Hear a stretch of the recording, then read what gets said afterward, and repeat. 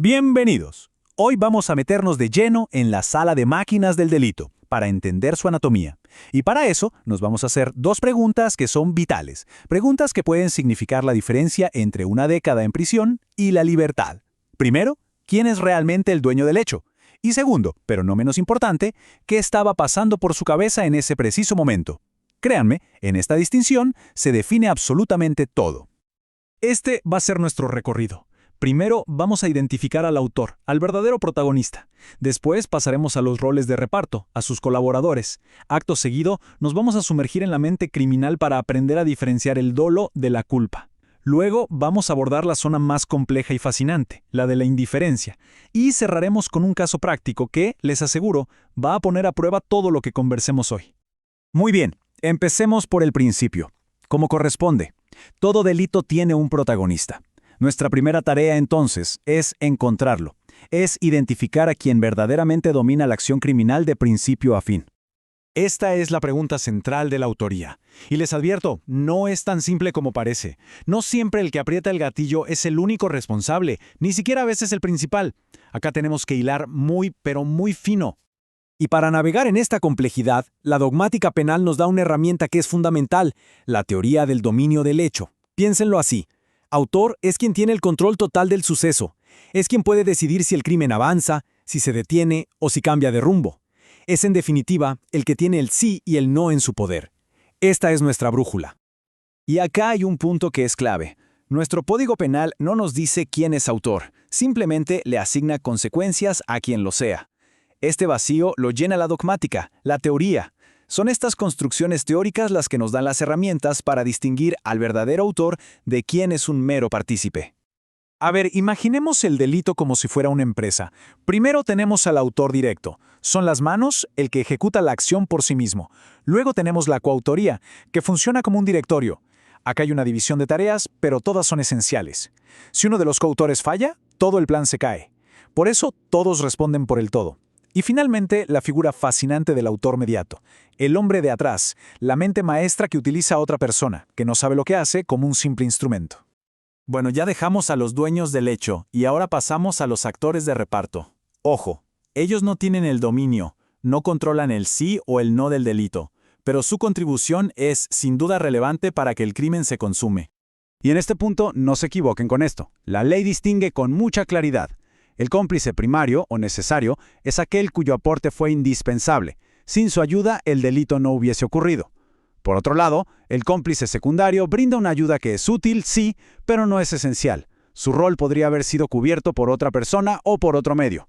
Y esta diferencia, por supuesto, impacta de lleno en la escala penal que se les aplica. Fíjense cómo el propio artículo 45 de nuestro Código Penal lo dice con una claridad meridiana: la cooperación sin la cual el hecho no habría podido cometerse.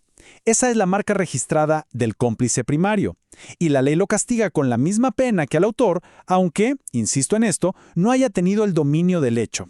Y nos queda una figura más en este elenco: el instigador. Este no ejecuta, no ayuda materialmente, pero su rol es psicológico y es decisivo. Es quien planta la semilla, quien crea la voluntad criminal en el autor. Lo determina a cometer un delito que sin esa influencia externa no habría cometido.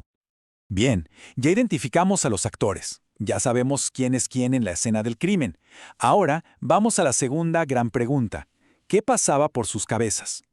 Entramos de lleno en el terreno de la tipicidad subjetiva. El concepto central acá es el dolo. En su definición técnica más pura, el dolo tiene dos componentes. Por un lado, un elemento cognitivo, saber qué se está haciendo. Y por otro, un elemento volitivo, querer hacerlo. Conocer y querer. Si falta alguno de estos dos, no hay dolo. Es así de simple. La dogmática distingue principalmente dos formas. El dolo directo es el más claro. El resultado es mi objetivo principal. Disparo para matar, punto. El dolo indirecto, en cambio, es más sutil. El resultado dañoso no es mi objetivo, pero lo acepto como una consecuencia que es necesaria para lograr mi fin. El ejemplo clásico: pongo una bomba en un auto para matar al conductor, sabiendo perfectamente que el guardaespaldas que lo acompaña también morirá. No es mi objetivo matarlo a él, pero lo asumo como inevitable. Ahora bien, en la vereda de enfrente del dolo, nos encontramos con la culpa. Y acá no hay intención, no hay voluntad de dañar. Lo que sí hay es una violación a un deber de cuidado.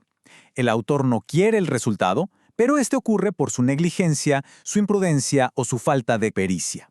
El resultado es, como se dice en la dogmática, una sorpresa desgraciada. Y ahora llegamos al clímax de nuestro análisis, a la zona gris, a esa frontera difusa donde la mayoría de los estudiantes, y a veces hasta los propios tribunales, se confunden. Esta es, sin dudas, la distinción más difícil de trazar en el derecho penal. Bueno, acá está el nudo de la cuestión. Presten mucha atención. Tanto en el dolo eventual como en la culpa con representación, el sujeto activo se imagina la posibilidad del resultado, ve el peligro. Entonces, ¿dónde radica la diferencia? La respuesta está en su actitud psicológica frente a ese riesgo que creó. Usemos una analogía para que quede claro. En la culpa con representación tenemos al confiado. Él ve el riesgo, pero internamente dice, no va a pasar nada, yo controlo la situación.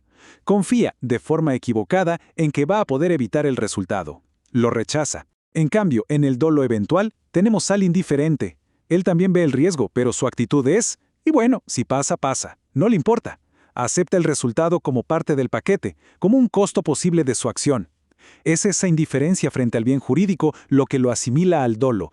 Y esta distinción que parece tan sutil, esta diferencia de actitud interna, tiene una consecuencia abismal en el mundo real. Como se ve perfectamente en este gráfico, la diferencia entre ser condenado por un homicidio culposo o uno con dolo eventual puede ser de 20 años de prisión.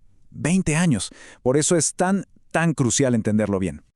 Y para terminar, vamos a aplicar todo esto a un problema que es un clásico de la coautoría, un verdadero desafío dogmático que va a poner a prueba nuestra comprensión del acuerdo previo y sus límites. El caso es el siguiente. Presten atención. Dos personas acuerdan robar un banco. El plan común, lo que ambos conocen y aceptan, es hacerlo sin armas de fuego. Está explícitamente pactado. Pero, durante la ejecución, uno de ellos, violando ese pacto, saca un arma que llevaba oculta y mata a un guardia. La pregunta entonces es inevitable. ¿El coautor que respetó el plan responde también por ese homicidio? Acá se juega todo. ¿El plan común incluía de forma tácita la posibilidad de un resultado más grave? Algunos dirán que al entrar en un plan delictivo se aceptan todos los riesgos que son previsibles. Otros, como Zaffaroni, sostendrían que el exceso de uno rompe el acuerdo y el otro solo responde por el robo pactado. ¿Hasta dónde llega la imputación recíproca en la coautoría? Se los dejo como una pregunta de examen final, para que sigan pensando en los límites del dominio del hecho y del dolo común.